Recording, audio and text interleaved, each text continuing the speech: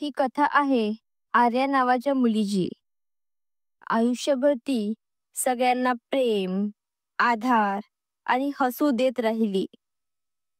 पण तिच्या जवळच्या लोकांनी कधीच तिची खरी कदर केली नाही. सतत टोचणे, गैरसमज, दुर्लक्ष यामुळे ती आतून तुटत गेली.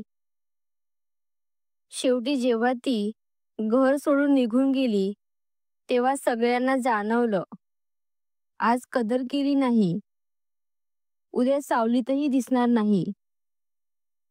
रो रो कर ढूंढोगे तब भी नहीं मिलूंगी, आज कदर नहीं है मेरी, कल परछाइयों में भी नजर नहीं आऊंगी.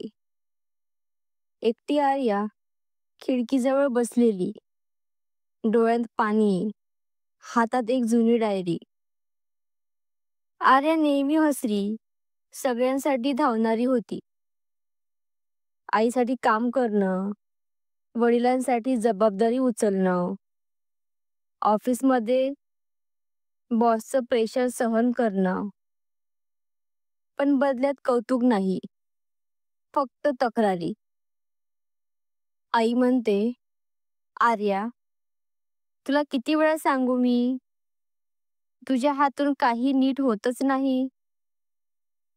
वडील म्हणतात, नोकरी करतेस ना, मग घरात जास्त बोलू नकोस. आर्या मनातून जखमी होते, पण काही बोलत नाही. आर्याची मैत्रीण संध्या एकदा विचारते, आर्या, तू इतकं देऊन सुद्धा रिकामी का आहेस? आर्या हळू आवाजात म्हणते, कारण लोकांना माझं हसू हवंय, माझं मन नाही. ऑफिसमध्ये सहकर्मी तिच्या आयडियाला क्रेडिट घेतात, पण तिचं नाव कुणी घेत नाही. घरी आई वडिलांचं भांडण, दोष मात्र नेहमी तिच्यावर. आर्या रात्री डायरी लिहिते, आज पुन्हा कुणालाही माझी किंमत कळली नाही. एका दिवशी मोठा प्रसंग होतो. आर्या आजारी पडते, तापाने अशक्त होते. ती मदतीसाठी आईला हाक मारते, पण आई म्हणते, माझ्याकडे खूप कामं आहेत, तू स्वतः बघ. वडीलही दुर्लक्ष करतात. त्या रात्री आर्या डोळे मिटून रडते आणि ठरवते, आता मी कुणासाठी ओझं नाही राहणार. ती एक चिठ्ठी लिहिते, आज कदर नाही केलीत, उद्या मला शोधलं तरी सापडणार नाही. बॅग घेऊन घर सोडून निघून जाते. दुसऱ्या दिवशी घरात गोंधळ. आई वडील आर्याला हाक मारतात, शोधतात, पण ती कुठेच नाही. आई रडत म्हणते, आपणच तिला समजून घेतलं नाही. वडील स्तब्ध होतात. जिच्यावर विश्वास ठेवला नाही, तीच आपली शक्ती होती.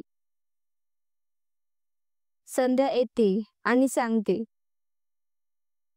मी तिला शेवटचं पाहिलं तेव्हा ती म्हणाली, कधीतरी कदर कराल, पण मी दिसणार नाही.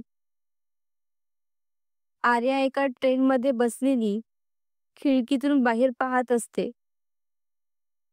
तिच्या चेहऱ्यावर हलकं हसू, पण डोळ्यात मात्र आसवे असतात. मागे घरात आई वडील रडत तिच्या फोटोकडे पाहत आहेत.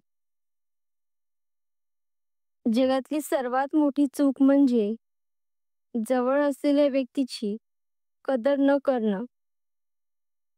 कारण एकदा ती दूर गेली तर सावलीतही दिसत नाही. कधी कधी व्यक्ती जगातून नाहीशी होत नाही, तर आपल्या आयुष्यातून ती नाहीशी होते. धन्यवाद.